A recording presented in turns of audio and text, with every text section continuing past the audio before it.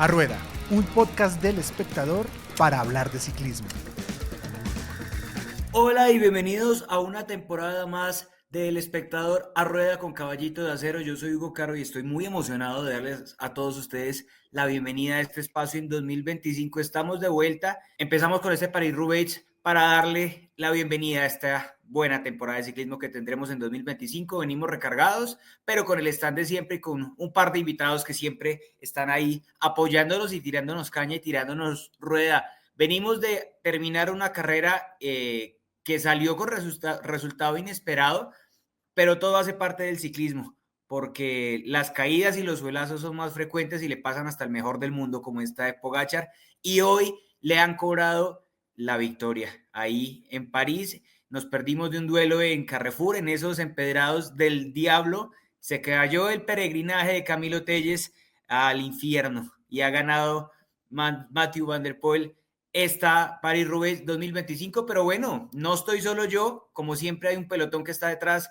de este episodio y de este podcast, y quiero empezar dándole la bienvenida a los de la casa. Jorge Villaseca desde España nos acompaña, bienvenido a Rueda, este es su podcast. ¿Cómo vas, Jorge? ¿Cómo viste esa carrera? Hola Hugo, feliz año, por cierto, que no nos hemos saludado desde entonces. No, saludo a todos nuestros oyentes, a todo mi a Pedro, todos los que nos acompañan hoy y todavía con la emoción a flor de piel, ¿no? De todo lo que hemos vivido, que lo iremos desgranando en este episodio especial.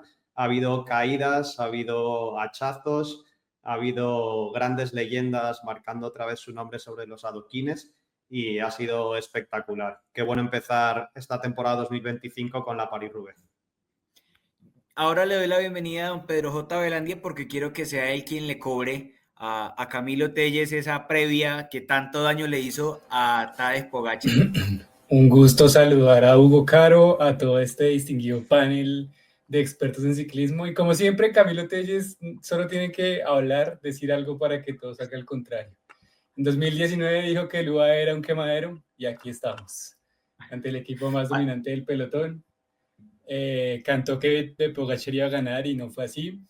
Y nada, yo solo quiero decir que es impresionante, o sea, como que todos esperamos que igual Pogačar ganara, ¿no? Como que es una bestia parda, pero no deja de ser superlativo el hecho de que se estrena en Roubaix siendo segundo.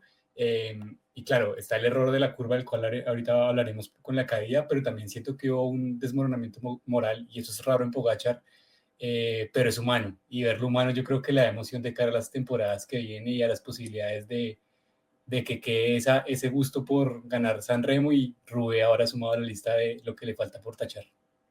Para contextualizar un poco a los que escuchen el podcast y no entiendan el vainazo, pues este podcast regresó con una previa que eso sí hay que decirlo, le quedó muy buena a Camilo Téllez, que hablaba del peregrinaje de Tadej Pogačar al infierno, en su primera participación en esta carrera, y pues parecía inevitable. Hablaban de la mala suerte que tienen gente como Mathieu van der Poel, que se baten muy bien, por algo ganó hoy en estos terrenos, pero pues no contábamos con eso, con que se cayera que nos dañara la previa. ¿Qué hubo, Camilo?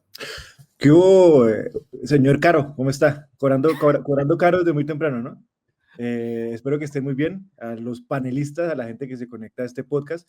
Y la verdad es que no esperaba ver a Pogačar, digamos, sufriendo. Obviamente yo hice la palabra peregrinación y el texto conforme a la Semana Mayor eh,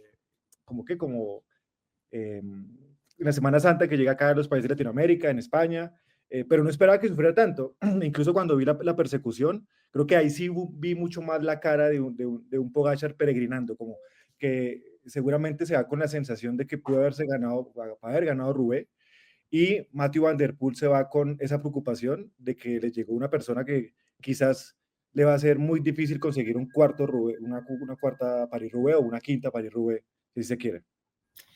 Ya se iba viendo que estaba mamado de esos adoquines Pogačar al final de esa carrera, ya no quería pasar por eso, pero bueno, tenemos un invitado más que también es de esta casa, que nos ha acompañado en varias ocasiones y que hablaba de lo dantesco que fue esa previa. Don Tomás Blanco, ¿qué hubo, Tommy? Bienvenido, y ¿cómo vio usted esta París-Roubaix?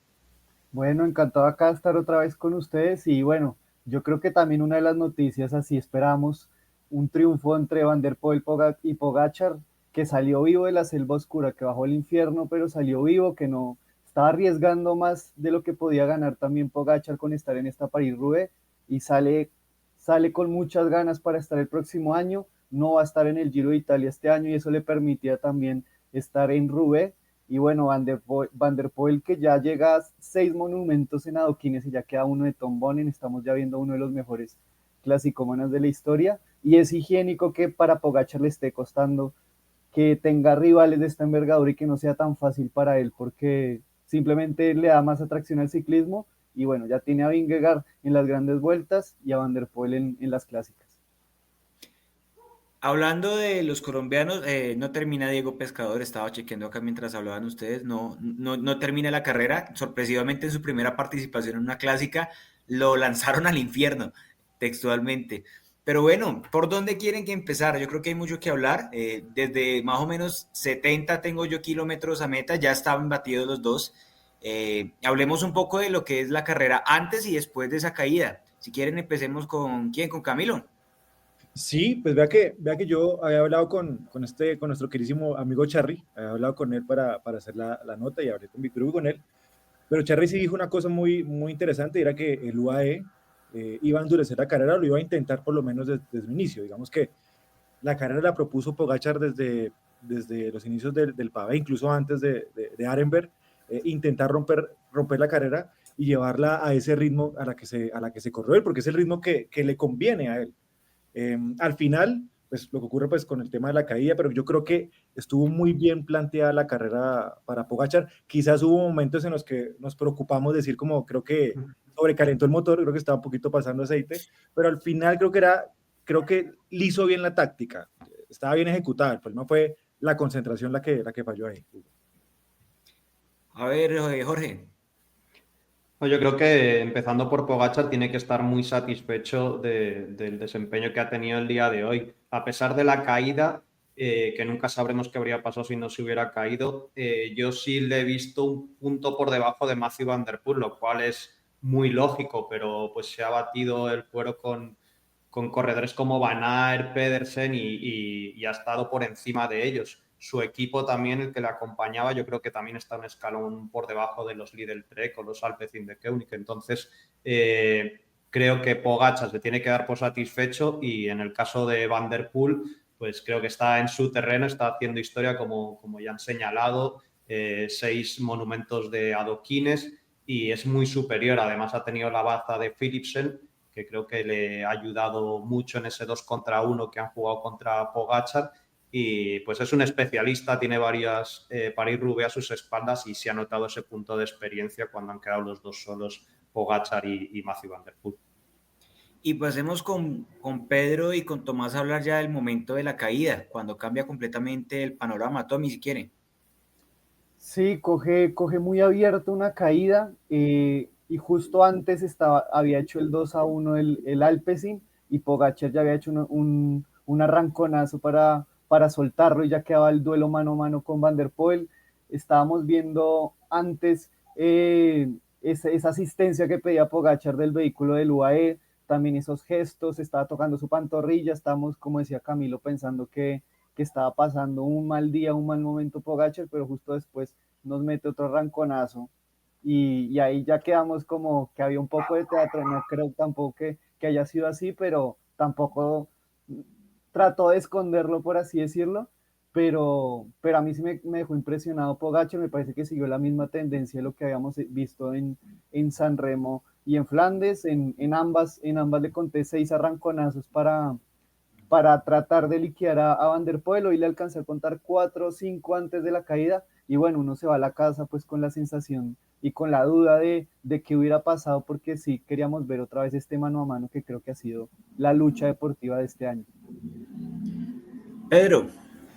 Yo creo que, como para sumar lo que dice Tomás, la pasada aceite de Pogačar no era teatro, y yo creo que en realidad sí el ritmo de carrera les pasó factura a todos. O sea, al final a Van der Poel se le notaba el desgaste y como la situación mental de... Yo pensaba en un punto, se encalambra y se le complica la cosa a pesar de todo. Pero de nuevo, creo que ahí Van der Poel, además de la experiencia en el pavé, siento que hay como una vaina de preparación para clásicas que se le notas al final. El cansancio llega a 5 kilómetros, Pogačar lo estaba sintiendo a 80, y eso es un poco, siento yo, como la ansiedad y la cosa de ganar a como de lugar, y se le olvida un poco el básico de para, aliméntate, hidrátate, como notorio. Y lo mismo en las salidas de las zonas de adoquín. Van der Poel siempre cogía Carimañola, Pogačar casi nunca, y era extraño como el sistema que estaba teniendo para hidratación, y yo creo que eso en un punto fue, pues le puso emoción a la cosa, ¿no? Como que se veía aún más humano, pero bueno, la logra superar. Ahora yo sí creo que Pogačar, dice ahora que Pogačar debía estar contento, no se veía muy contento en el podio, pero... No creo que esté contento tampoco. O sea, no creo No, que esté contento. obviamente no, pero es que se le olvida, o sea, y yo creo que por eso París-Roubaix podría ser la carrera más interesante en todas las temporadas, es que es la carrera más fuerte en distancia, en lo que supone para el cuerpo, como en todo el trajín, y era la primera vez que lo probaba, o sea, como que ser segundo debe ser suficiente, y ya entendió un poco, descifró el camino para alguna victoria que realmente pueda ser el otro año, diría yo. Pero pues es de aplaudir, o sea, es tremendo lo que hace, cómo endurece la carrera, cómo sabe zafarse del 1-2, o sea, yo sí creo que si no hubiese podido soltar en un punto a Phillips, en la cosa hubiese sido mucho más montonera para Alpecin, y lo sabe ejecutar el movimiento para separarlos.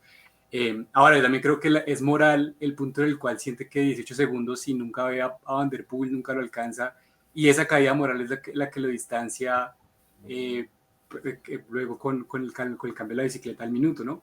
Y olvidó el principio básico de Roubaix, que Roubaix se corre hasta el último kilómetro, o sea, uno no sabe el que va adelante cuándo se puede pinchar, cuándo se puede caer, y le faltó ese puntico que es experiencia en esta carrera. Pero fíjese, Pedro, que, o sea, lleva el maillot arcoiris, acaba de ganar Flandes.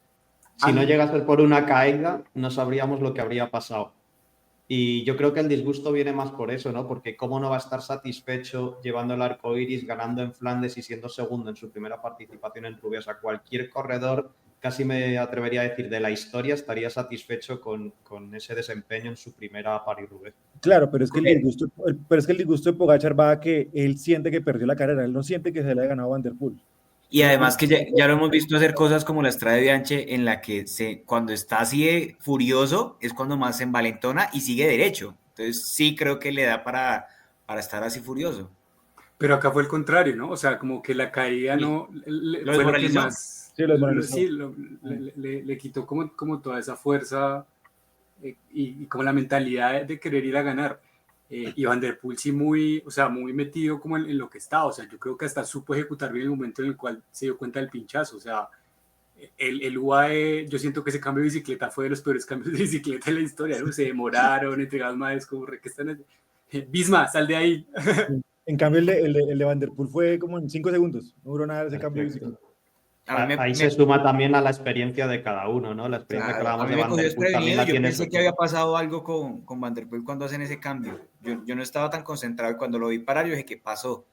Pero no, fue un cambio. Perdió 7 segundos con Pogačar, nada más. 7 segundos, nada.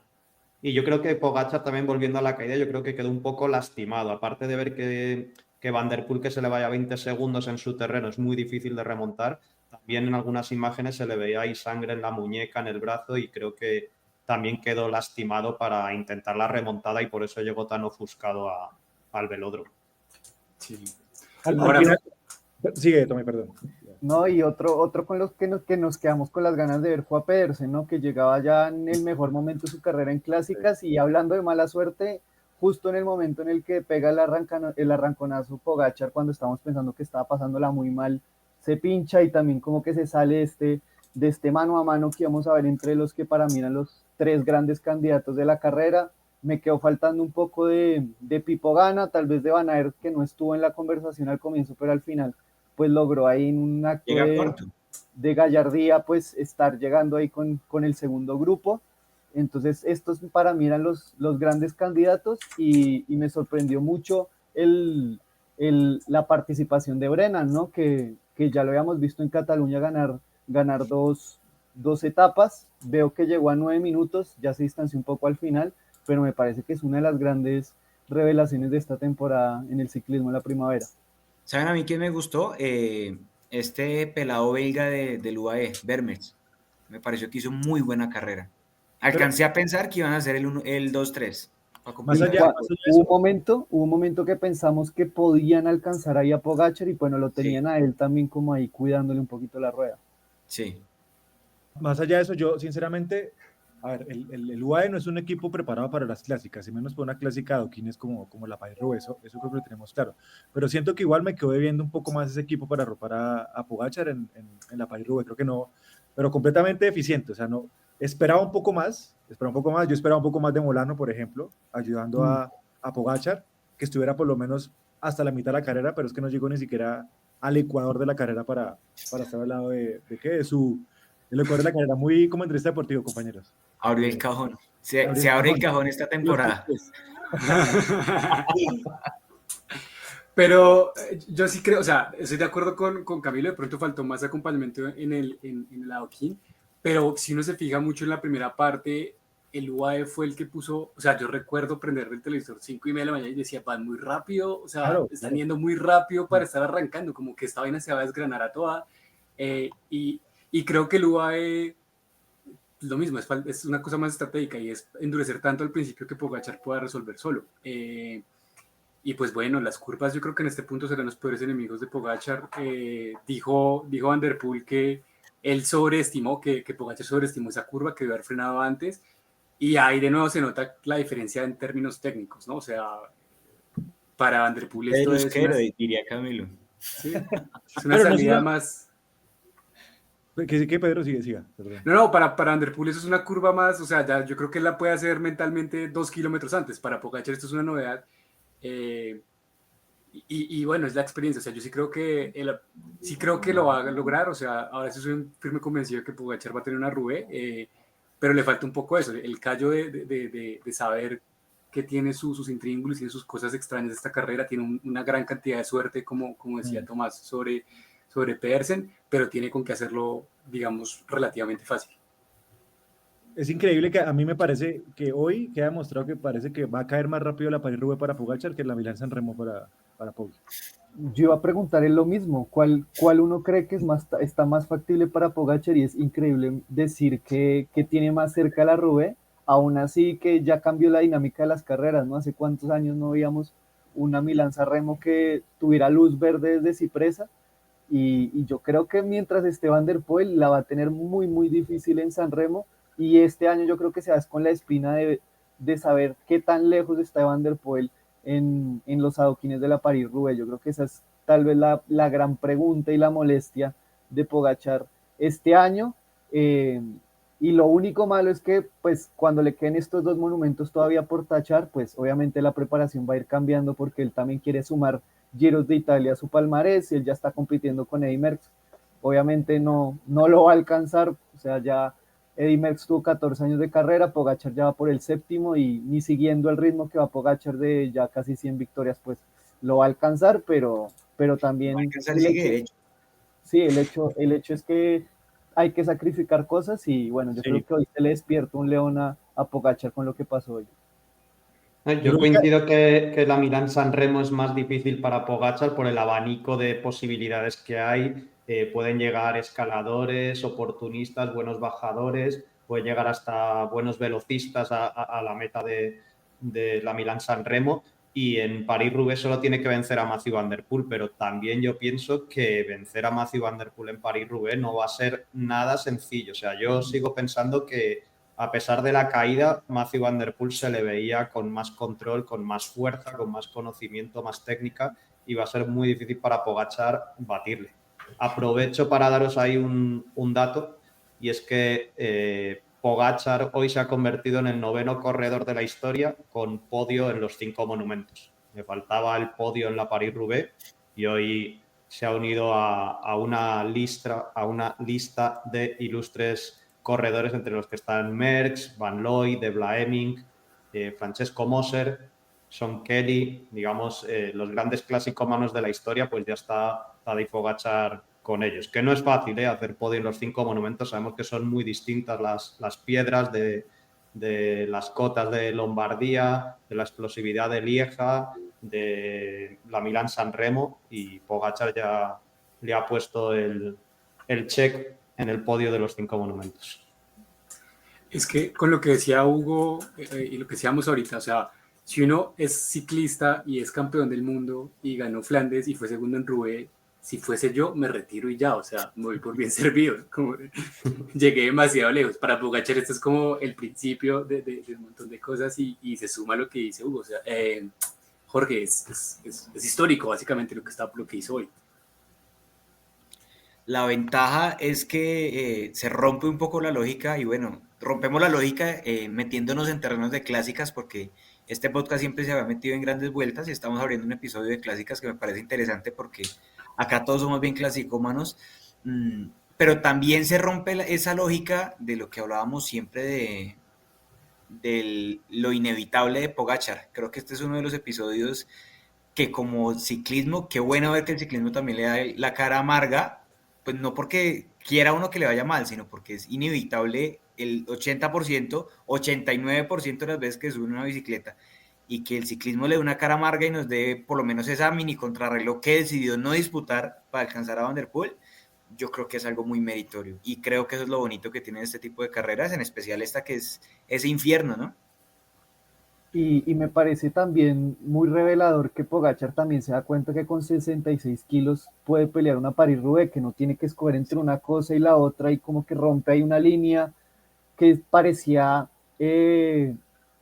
impasable en el ciclismo, ¿no? Porque él cuando gana Flandes hace 2 años dice que para pelear la París-Roubaix tenía que subir un par de kilos y bueno, lo tenemos de 66 kilos compitiendo una carrera en la que se daba por ley que con menos de 75 kilos no se podía ganar. Yo creo que también es desafiar un poco la lógica. Obviamente ya la tecnología y las bicicletas pues ayudan un poco más, pero sí, Pogacar sigue rompiendo la lógica y estoy viendo que es la primera vez en la historia que tenemos dos ciclistas en el podio en los tres primeros en los primeros monumentos del año. Entonces también me parece que estamos viendo el mejor ciclismo. Pasamos del ciclismo al Sky de control, que tal vez era uno de los ciclismos más metódicos y no sé si aburridos, pero ya estamos viendo una de las mejores épocas del ciclismo de la historia. Sí, sí, sí, eso es verdad además porque la última vez que hubiese pensado que había una rivalidad de este tipo, pues uno solamente tenía que irse a Cancellara y a Bonen, ¿no? Como que la última vez que una rivalidad en Flandes y en Roubaix de esta manera eran ellos dos, y ahora verla, pero no solamente, yo creo que para mí ya en este momento Mathieu Van Der Poel ya es mejor que Cancellara en muchas cosas, y obviamente que ya es mejor que Bonen en muchas cosas, porque es que eres campeón mundial en otras disciplinas que no corrieron nunca ni Cancellara ni Bonen. Eh, pero también estamos viendo al tipo que hizo renacer el ciclismo de las grandes vueltas, pero combinándolo con las clásicas y ganándolas, no simplemente corriéndolas por correr, sino que también las gana. Entonces, para mí, el peso que tiene cada victoria de Van der Poel y de Pogacar es el doble, porque es que se los están arrebatando entre ellos y son los mejores en su momento, en su época. No se los están regalando ni a Van der Poel ni a Pogacar estos tipos de victorias. Es que hace unos años parecía que el ciclismo iba para un ciclismo de grandes vueltas como súper especializado y una lucha en clásicas que parecía ser Van der Poel versus Van Aert, ¿no? Como que eran casi que bandos a muerte.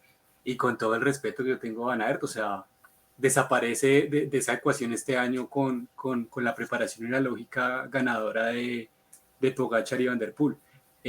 Ahora, yo quiero devolver un poquito a lo que está diciendo Jorge hace un rato, y es claro, nunca vamos a poder saber qué hubiese pasado si no se cae en la curva, pero si especulamos, yo sí siento que en algún otro de los tramos de Pavé Van der Poel hubiese presionado a Pogacar y lo hubiese llevado a algún otro tipo de error, y es notorio, o sea, se le ve como esa facilidad más en la bicicleta, esa técnica que viene el mountain bike y el ciclocross y demás, que Pogacar pues no tiene desafortunadamente.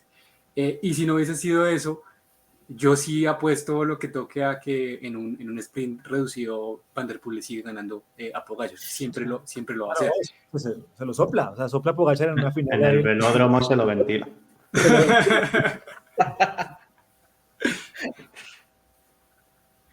Bueno, pues por supuesto estamos hablando de esta clásica, la victoria de Van der Poel, pero siendo este el primer episodio, abriendo una nueva temporada con el panel que tenemos, a propósito, le enviamos un gran saludo a Lina, quien se está recuperando de un accidente medio penoso, harto, pero bueno, sabemos que va a estar acá con nosotros. Tomó mal la curva, Lina. Cogió, pero completamente. Tomó Cogió mal la mala curva. Cogió mala curva. Cogió mal la curva. Hablemos de lo que podemos esperar, hablemos de cómo están las sensaciones para Italia, que al fin y al cabo será la carrera en la que volvamos en forma en este podcast. No, esto se acaba con Lieja. O sea, aquí tengo que pagar por Lieja. Si no tenemos un programa de Lieja, por favor, no me inviten al Giro de Italia, por favor. Yo me sumo, Hágale. yo dije por ahí en algún momento, vivan las clásicas, mueran las grandes vueltas, me iban censurando, pero si no me invitan a más clásicas, no vengo tampoco. Como diría Mostaza Merlo, paso por paso. Paso por paso. No me inviten al Giro. No mentiras, sigan con el Giro. Hágale. ¿Cómo lo ve? A mí me preocupa un poco, ya que abrimos el melón de las grandes vueltas y el Giro, que hoy Pescador estuvo en la París-Roubaix, que Mora también estuvo en la París-Roubaix. Estoy un poco preocupado por la participación colombiana en las grandes vueltas de este año, esperando qué podemos ver de cada uno de los corredores. Yo no sé en este momento, y me corrigen ustedes si está confirmado en el Felipe en su calendario si va a participar en el Giro de Italia. Era el plan. Era el plan, ¿cierto? Pero Bueno, Daniel tuvo problemas a comienzo de año y bueno, eso le cambió todo el calendario y pues la idea es que esté en el Giro, pero pues habrá que esperar también la confirmación. No parece que llegue como uno de los grandes favoritos, ¿no? Que es una carrera que se le da bien, pero este año su estado de forma está un poco renqueante. Ya se le ha visto ahora en Itzulia, que no ha estado con los mejores. Y bueno, ahí sí, desde mi lado, representando a España, tenemos mucha ilusión puesta con Juan Ayuso y con el eterno Mikel Landa. Estará ahí Primo Roglic como principal favorito, pero yo creo que Juan Ayuso está haciendo una temporada espectacular. Va a ir con todos los galones, viendo que Adam Yates no está a su nivel por ahora. Y Mikel Landa está dando muestras de que, ¿por qué no soñar, no? Siempre el landismo, hasta que llega la contrarreloj y se cae todo, pero puede estar ahí haciendo otro meritorio podio. O sea que para mí va a ser un duelo Primo Roglic-Juan Ayuso sobre el papel. Sí, y pasando a Molano también, yo creo que en el UAE también ya se dieron cuenta que esos bloques mixtos para las grandes vueltas no son tan buena idea y entonces Molano lo vemos en este tipo de carreras, en estas clásicas, porque no va a correr grandes vueltas este año, ya todas las fichas están puestas en Ayuso, en ese mano a mano que va a tener con Roglic después de lo que vimos en Cataluña. Y pues a la expectativa de cómo le va a ir a Egan, ¿no? Que empezó muy bien el año, yo creo que es más que todo la principal carta de Colombia. Al comienzo preguntaba si va a estar Fernando Gaviria, me imagino que estará con el Movistar, al igual que Ine Rubio, y esperando que este año otra vez, por quinto año consecutivo, ya llevamos con este mismo discurso, que pues ya se le dé un triunfo de etapa. Si Movistar manda a Pescador a la París-Roubaix, lo mínimo es que manden a Gaviria al Giro. O sea, esperaría uno que mínimo, ya que apostaron tanto por un corredor colombiano, con posibilidades de victoria. Eso es lo que uno esperaría. Pero vea que, por lo menos a mí Egan sí me genera un poquito más de ilusión respecto a su participación en el Giro de Italia, porque, bueno, pues tuvo su caída, su problema que tuvo al inicio de año, por así decirlo. Pero se le vio muy bien en los nacionales, o sea, mucho mejor. Yo no estoy diciendo que en los nacionales ganó holgadamente y es lo que él debe hacer porque es un ciclista World Tour, y creo que por lo menos este año lo vamos a ver siendo mucho más protagonista y no estoy vendiendo humo, no quiero vender humo. Yo creo que sí va a ser mucho más protagonista en el Giro de Italia de lo que muchos creen acá en Colombia. Sí, aparte Carapaz también va a estar en la lista. Egan se cae peleando la Jae, ¿no? Se caen estando ahí peleando la carrera en un gran momento, estaba divirtiendo. Y pues es un ciclista que obviamente va mejorando con el correr de los días, que no tiene que llegar la primera semana en su mejor estado de forma, sino que también utiliza esa primera semana para prepararse mejor y yo creo que Egan es una certeza que creo que puede pelear un podio, sí está un escalón por debajo de Ayuso y de Roglic, pero creo que sí puede aspirar a un podio este año. Pero igual hay que ver también, Tomás, o sea, yo sí quiero vender humo con Egan esta vez, y a mí me impresionó mucho después de la caída de Jaén lo rápido que se ha recuperado y siento que está marcando números muy, muy buenos, y creo que en un momento inspirado puede entrar a pelear el Giro. Claro, toca ver las circunstancias de carrera y qué pasa, por ejemplo, si en la primera semana Roglic llega hiperkiller a querer solucionar eso y el resto gestionar, que yo creo que con un Red Bull bien montado lo puede hacer. Pero no es el estilo Roglic, ¿no? A mí Ayuso no es el estilo. A mí Ayuso me da más seguridad que Roglic. A mí no, lo siento mucho. A mí me da más Sí, a mí seguridad. es- Roglic lo va a intentar ganar a punta de bonificaciones. Sí, o sea, Y siendo regular, constante, mientras que Ayuso puede tener 2 o 3 días de exhibición y también todavía le falta la experiencia, es irregular, ya lo vimos en Cataluña y en otras vueltas de una semana. Yo la verdad confío en Roglic, sabe dosificarse muy bien, y corredores que puedan estar al nivel de estos dos, pues ¿por qué no Egan Bernal? También va Richard Carapaz, que no está en su mejor momento, está Giulio Ciccone, David Gaudu, pero pues digamos que un segundo escalón, ¿no? Un escalón por debajo de Ayuso y de Roglic, pero yo si tuviera que apostar me iría por Roglic, que sabe correr esto como nadie, rascar bonificaciones, sprintar cuando tiene que sprintar y cuando vea al rival débil poner la marcheta. Perfecto, pues la mesa está servida. Qué bueno volver a verlos a todos, volver a escucharnos, volver a estar acá de nuevo en estos micrófonos, dándole a este deporte que tanto nos gusta. Empezó la temporada 2025 para nosotros, ya había empezado antes, pero qué bueno es estar acá en A Rueda, un producto que como siempre llega a ustedes gracias al asocio entre Caballito de Acero con todo y su sal y El Espectador. Gracias, Tomás. Sal y Adobe. Oigan, y quiero cerrar con una cosa Hágale. antes de que cierre, y es a Pogacar le hacen falta 5 monumentos, que es Roubaix, y San Remo. San Remo, perdón. 2 para los 5. Sí. Y a Van der Poel le falta una, que es Lombardía. Y con todo y eso veo más cerca a Pogacar.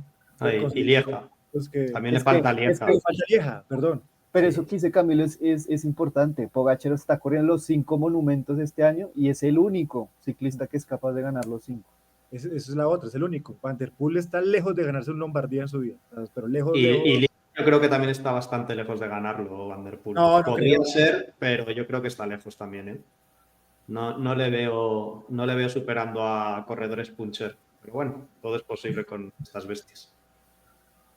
Listo. Perfecto, ahora sí retomo. Gracias. Pero, y antes de que se vaya, espere, porque antes de que se vaya creo que nos faltó una cosa pensando en Roubaix, y es, no sé si lo dijeron porque en un punto mi computador hizo pum, pero lo de Paulín Ferrand Prevot ayer es una cosa que se suma a que tuvimos un fin de semana de ciclismo demasiado bueno, y recuerden que dentro de 8 días tenemos Amstel. Entonces, Pero venga, si ustedes son hijos de esa pareja, están obligados a ganar para ir Roubaix, ¿no? Si ustedes son hijos de Sony, de Van Barley, no, yo les pongo a hacer otra cosa para que no tengan presión, que monte una panadería, alguna cosa. el Que literal. juegue al pádel. Que juegue pádel.